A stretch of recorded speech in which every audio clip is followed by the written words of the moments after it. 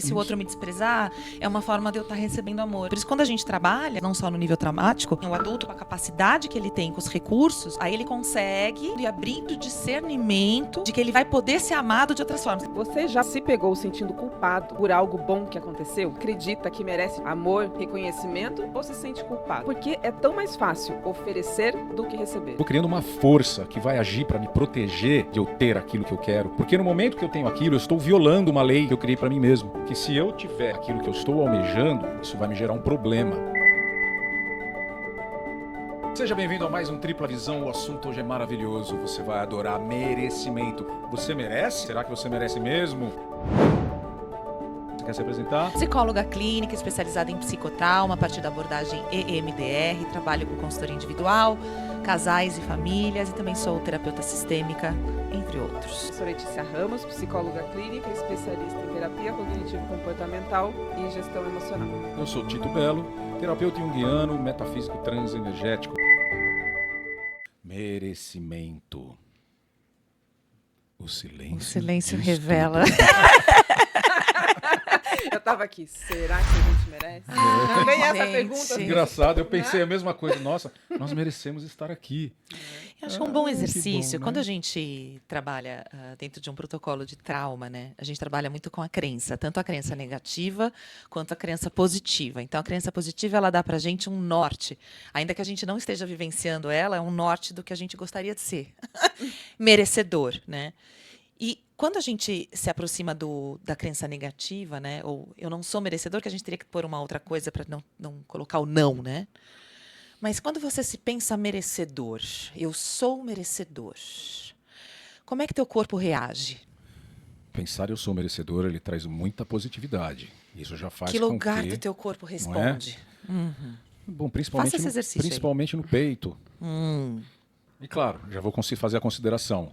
Quando você entra nessa vibração, obviamente, você vai entrar em ressonância com aquilo que você está vibrando. Ai, tá falando de lei de atração. De novo. Então, mas perceba como é. Então, o peito, você sente no peito. O peito acontece o que com a tua postura quando você sente o mérito no peito? O que surge? Abre o peito? Claro. E quando abre o peito, abre o ombro? Quando abre o peito, considerações. Abre o seu chakra. O seu vórtice energético que amplifica o que você está sentindo. E aí, abre a postura. Então, olha, quando a gente está aqui numa outra postura, eu estou exagerando, né? Mas o peito abre, a gente já se posiciona de uma outra forma perante, né, a gente e a vida. Como que o outro começa a te ler a partir desta postura ou desta postura? Aproveitar o gancho, assista o episódio sobre imposição versus posicionar-se. Falando em se posicionar. E eu gostaria de trazer aqui 3 perguntas para criar uma provocação. Boa. Você já se pegou sentindo culpado por algo bom que aconteceu? Você realmente acredita que merece descanso, amor, reconhecimento ou se sente culpado quando está nesses momentos? E por que é tão mais fácil oferecer do que receber? Eu vou começar pela sua terceira questão. Por que é mais fácil você doar do que receber? Essa vai fundo, tá? Por causa da sua vaidade. Por causa do seu orgulho. Quando você troca, e as pessoas às vezes se confundem falando assim, não, que bacana, porque eu tava numa situação preta, aí vem muita gente ajudar, muita gente fazer, e muita gente vem no auxílio, e vem uma turma no auxílio e tal e tal. Você já está repartindo um momento seu de dificuldade, e os auxílios, mesmo que às vezes verbais, às vezes corporais, eles são, às vezes, né, na ação, eles são muito grandes e muito maiores, eu afirmo para você, do que a troca que você possa ter quando você está dividindo algo de bom. Ah, eu fiz uma viagem maravilhosa. As pessoas vão desconversar em 1 minuto. Quando você está recebendo, você precisa ser humilde para entender que você está em dificuldade. Você precisa ser humilde para aceitar diante do outro que você está passando por um momento difícil e que você está precisando, que você não é aquela pessoa perfeita. Por isso, aceitar se torna bem mais complicado do que você oferecer. Vaidade e orgulho pegam nessa hora. O que você está dizendo é que existe uma ideia de superioridade até quando você se põe inferior. 100%. né? A gente tem é uma questão cultural. Como você falou no citar uma viagem, né? É uma troca, é uma possibilidade de compartilhar. Mas se essa pessoa que está ouvindo se sente afetada porque não viajou, ou porque gostaria de estar fazendo e não faz e tal, ela vai desconversar porque talvez ela não tenha algo também a oferecer. E essa pessoa que conta de uma coisa bacana, ela também precisa receber algo, né? De que legal, que bacana, né? E não necessariamente estar numa posição ruim para receber essa troca. Acho que esse é um outro viés disso que você está trazendo. E por isso a gente fala muito desse dar e receber, encontrar o teu grupo, né? Encontrar semelhantes, pessoas que tenham a capacidade de dar e de receber, sem a particularidade de estarem mal para poderem receber. Existem, essas pessoas existem, por incrível que pareça. Elas existem. Quando eu penso sobre merecimento, sempre... Porque quando eu penso sobre pessoas que não se consideram merecedoras de algo, eu sempre penso, o que está por trás disso? O que essa pessoa vivenciou que leva ela nesse lugar? Então, ela tem condições, por exemplo, às vezes, de se presentear, mas, ao mesmo tempo, quando ela chega naquele lugar, ela... Ai, não, mas eu não posso. E aí, eu já vi muitos casos que vêm lá da infância. Como sempre, não tem jeito, né? A gente tem que visitar isso sempre. É onde começou a estruturar o cognitivo. É onde são construídas as crenças, né? Então, tem muita crença de incapacidade. O que consiste isso?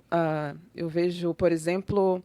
Aquela criança que sempre teve que se colocar em segundo lugar. Então, hoje vou receber alguém em casa. Seja agradável. Você não pode fazer isso, você não pode fazer aquilo.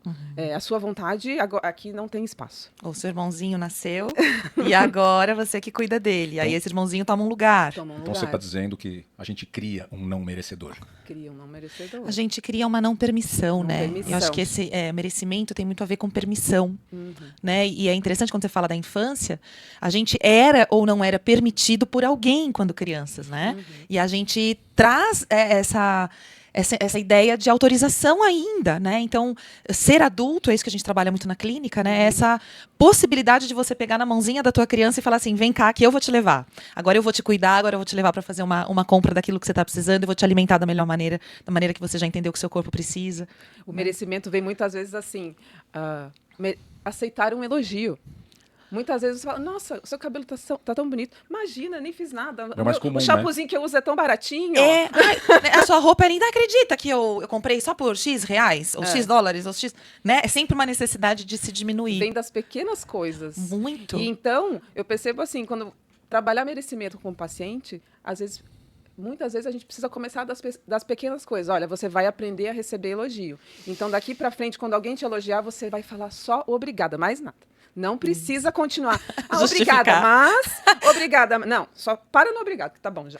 E eu gosto sempre de, junto com a intervenção, né, do exercício, fazer entender qual é a necessidade desse comportamento, né? Então, eu tinha uma cliente há um tempo atrás que ela era essa figura, assim, não existia um elogio que ela pudesse receber que ela sempre desqualificava, né? E no caso dela, por exemplo, a necessidade era de se defender, porque em algum momento ela entendeu que os elogios eram formas dela cair em algumas ciladas afetivas. Então, ela tinha que se pôr assim, menor ou achar que as pessoas não estavam querendo alguma coisa dela com esse elogio. Então, ela desqualificava para não causar essa atração, vamos dizer, né, que seria um gancho. Outras pessoas têm outras questões. Então, a relação com a mãe. A mãe nunca aprovava, a mãe sempre diminuía. Esse é um ponto de eu não posso ser mais do que a minha mãe e não posso receber isso que a minha mãe não me deu. Quer dizer, a gente está falando de uma coisa um pouco mais profunda, mas é uma necessidade também de defesa, né? E de se posicionar dentro de um vínculo afetivo. E isso fica construído. Pessoa que tem esse baixo nível de automerecimento, ela pode não saber que isso está acontecendo, mas isso fica fácil de detectar, fica até uma dica. Você percebendo com quem você anda e com quem você se sente bem ao seu lado. Mais uma vez eu vou bater na tecla da ressonância, porque afinal de contas a lei que rege o mundo desde o mais denso ao mais sutil, né? Quando eu falo mais denso ao mais sutil, são as energias que circulam e tornam a vida possível aqui. A gente observar que a ressonância faz com que você interaja com mais frequência com certo tipo de pessoa, mais merecedora ou menos merecedora. Nada mais gostoso para um não merecedor do que ele sentar numa mesa para ficar falando mal de alguma coisa ou de alguém, reclamando da vida junto com outras pessoas. Isso dá um gancho maravilhoso para o não merecedor, porque afinal de contas, a vida é dura mesmo. Se você observar isso, você vai entender que a ressonância se faz e que pessoas que se sentem merecedoras, elas vão estar reunidas também com pessoas que se sentem merecedoras. E isso não é por acaso, isso não é pensado, é uma forma de atração ao meio ao qual você vive. Então fica uma dica para a gente perceber, opa, como eu me comporto? Porque o não merecedor, ele realmente ele vai se sentir mais tranquilo com pessoas não merecedoras e vai ficar incomodado ao lado de pessoas merecedoras. Mas essas pessoas que têm isso e são positivas desse jeito, eu vou ficar incomodado com isso. Isso vai desde entrar numa loja, né, diferente, entrar num tipo de restaurante que é fora do habitual, o tipo de carro que você procura, qual é a tua régua, né? Isso vai montando uma régua de alcance na vida e te posiciona de numa posição, né? O problema do não merecedor é ele não perceber que ele mesmo está criando esse aspecto para si no momento que ele rejeita e menospreza o merecedor. E não só o merecedor, como aquilo que o merecedor almeja. Ele dá um jeito de tirar aquilo da faixa de frequência dele, desqualificando ou desprezando, ou de alguma forma socialmente, deixando que isso seja para ele inatingível. Ele cria isso para si mesmo. O merecedor cria isso para si mesmo. E o não merecedor também. É do tipo, vir um cabelo bonito e falar, também, né? Ela não trabalha nunca, só fica no cabeleireiro o dia inteiro. Quer dizer, é uma forma de desqualificar uma coisa que ela deseja para ela, de alguma forma, o cabelo bonito. Muitos aspectos, né?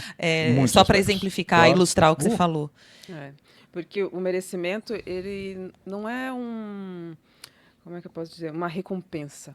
Né? Não é sobre recompensa, é sobre reconhecimento. Perfeito. Porque a recompensa é compensação, né? É reconhecimento, é reconhecer que, de fato, a sua trajetória é importante.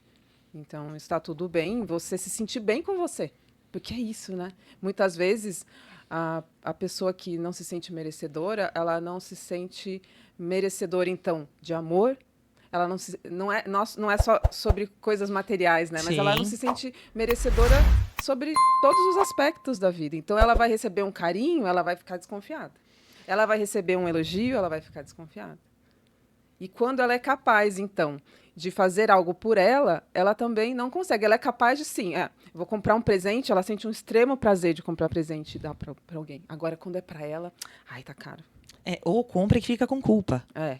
E depois dá um jeito de aquilo levar uma mancha, né, bater o carro. Isso tudo são sintomas da falta de merecimento. Mas como você faz, né? Vou fazer porque eu acho que eu mereço. Ou um relacionamento. Eu queria entrar num ponto bem profundo disso que você tocou. A partir do momento que, por esses motivos que você citou agora, que vem, como sempre, né, que vem lá de trás, uma forma que eu fui moldado a agir comigo mesmo, a partir desse momento eu vou criando uma força que vai agir para me proteger de eu ter aquilo que eu quero. Porque no momento que eu tenho aquilo, eu estou violando uma lei que eu criei para mim mesmo. Eu estou violando essa lei, né? Porque se eu tiver aquilo que eu estou almejando, isso vai me gerar um problema. Quando eu sou treinado a agir desse jeito, tá certo? Eu deixo de ser merecedor sem perceber. Eu fui treinado a agir. Que se eu tiver exatamente aquilo que eu quero... se eu tiver um namorado dentro de uma família, ou se eu casar dentro de uma família, por exemplo, de separados, divorciados, eu vou ofender a esse sistema. Se eu for magra dentro de uma família que só tem obesos, eu vou não pertencer e talvez trazer problemas para essas pessoas. Exato. É disso que você está falando. Exato. Você vai ofender um sistema que você vive e você precisou se proteger disso. Então você vai gerar uma força. Essa força que te protege.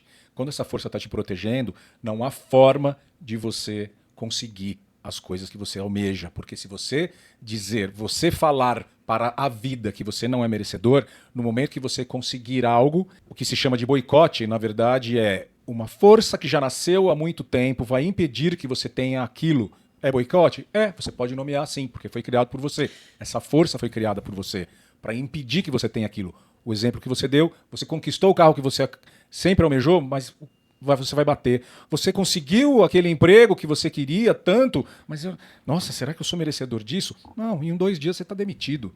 E aí você fala, puxa, mas eu só vou entender que eu sou merecedor quando? Por que eu não mereço? Por quê? Porque você criou uma força que no momento atual está te defendendo daquilo que você já criou como base de vida. Sabe o que é interessante? Tá muito complicado o que eu falei? Tá muito complexo? Não, você sabe o que é interessante em relação a isso? A gente perceber, por exemplo, eu vou ilustrar um pouco, tá?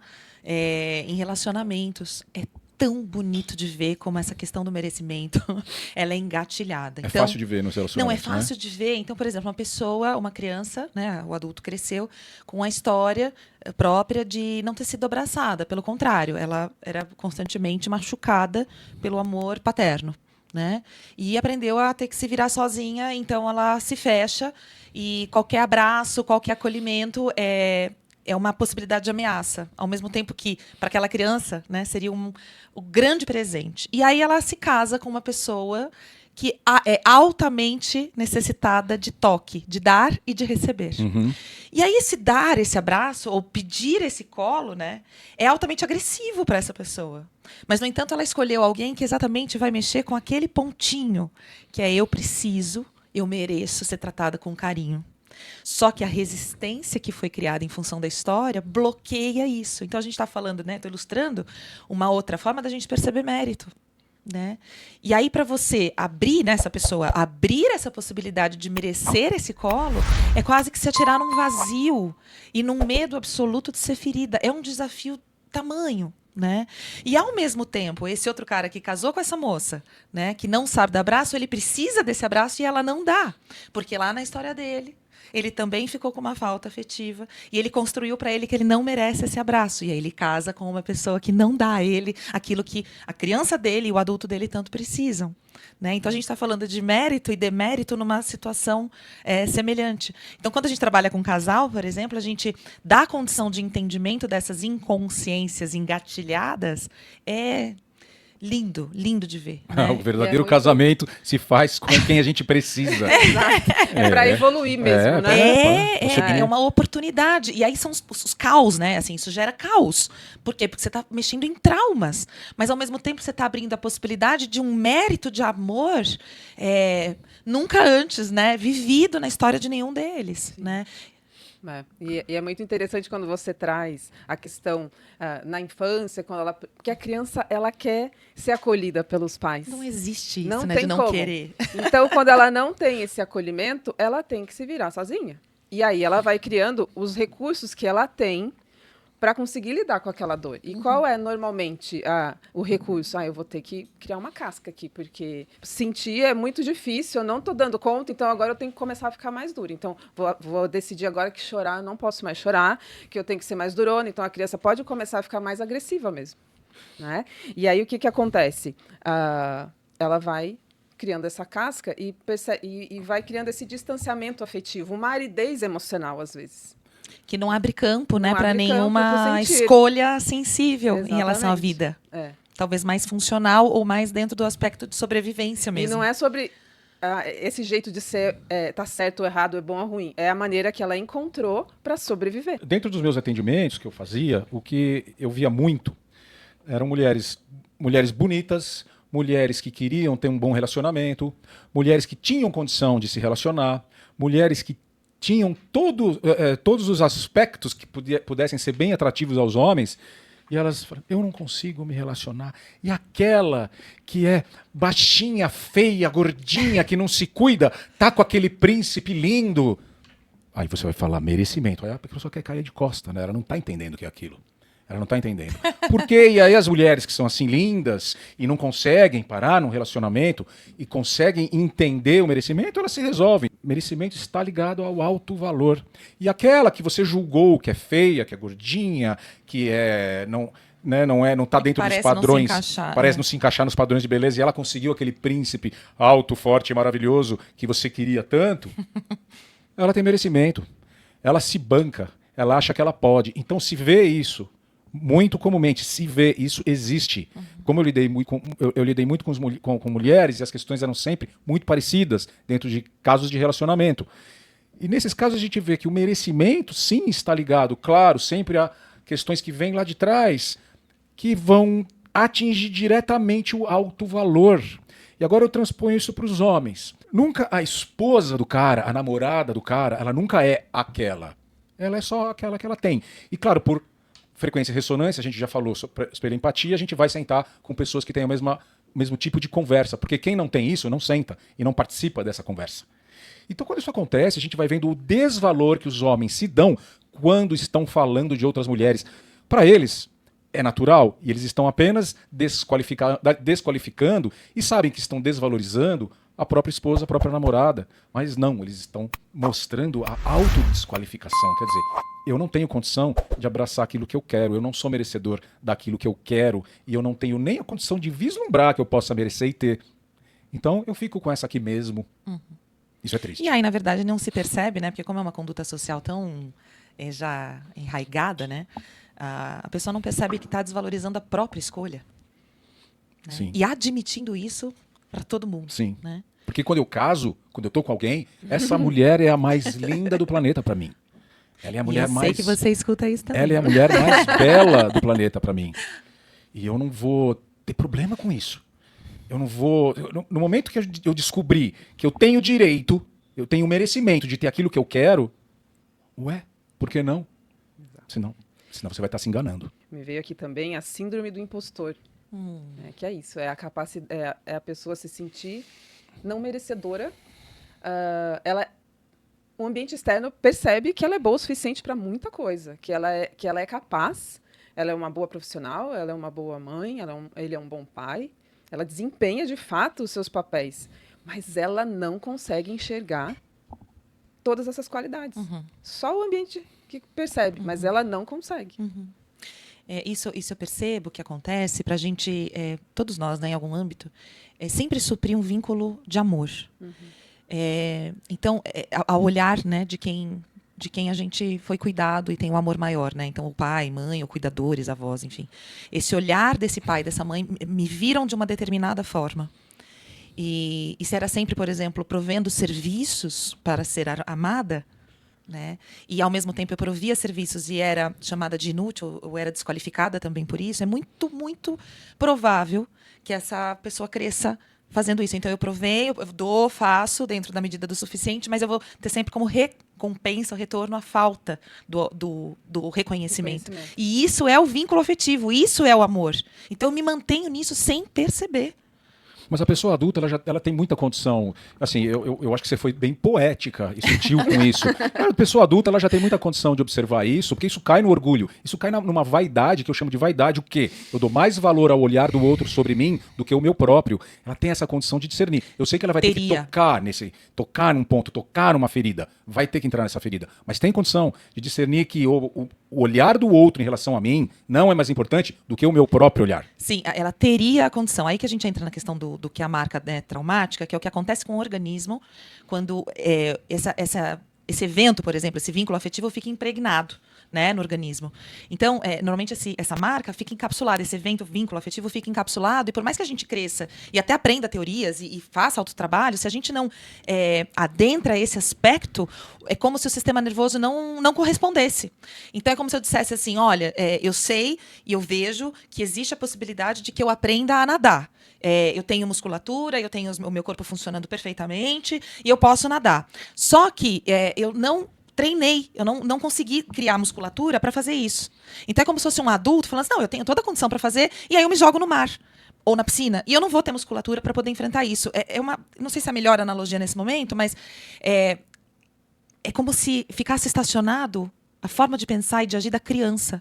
É como nessa analogia se o músculo ficasse atrofiado. Tá, tudo se liga. É a sinapse que precisa ser criada, é a força que está agindo, aquela força de proteção que foi criada. Então, toda essa ferida precisa ser tocada. Né? Então, assim, eu entendo que se eu for humilde aqui, eu vou estar sempre recebendo amor. Claro. Eu entendo que se o outro me desprezar, é uma forma de eu estar recebendo amor. Isso é claro que é muito inconsciente. Por isso, quando a gente trabalha, né, em vários planos, não só no nível traumático, mas no nível da intervenção mesmo, e direto ao ponto, você vai...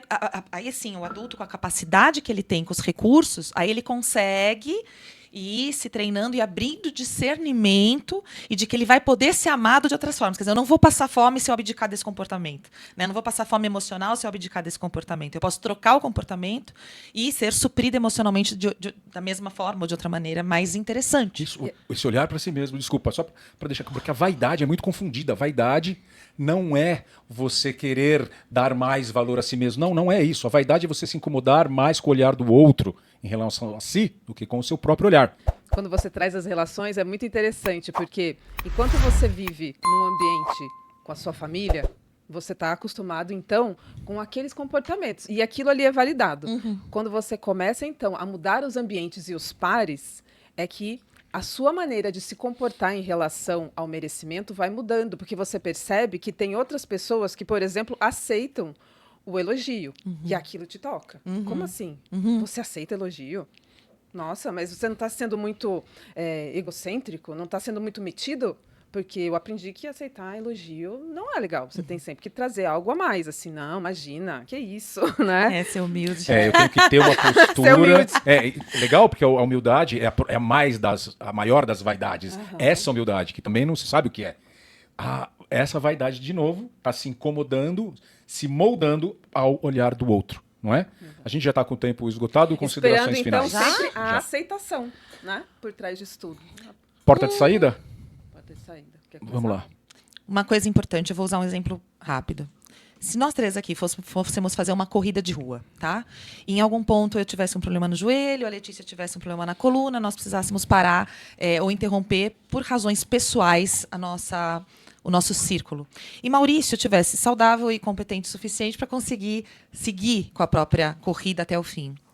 Talvez ele ficasse dividido entre nos acolher, chamar uma ambulância ou continuar com a própria corrida. O mérito, quando a gente olha por esse prisma, cada um tem o seu lugar e a sua possibilidade de chegar até o fim de uma maneira específica. Muitas vezes, quando a gente está vinculado afetivamente com alguém, a gente para a nossa trajetória para suprir, de alguma forma, a do outro.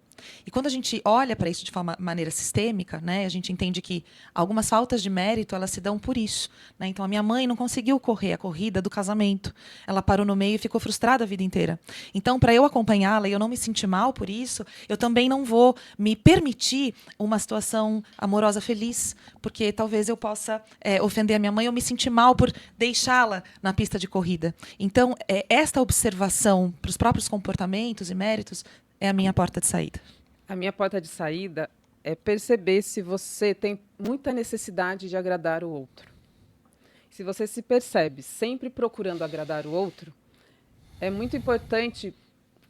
Os próximos passos é perceber que você também pode se colocar em primeiro lugar, e isso não é egoísmo.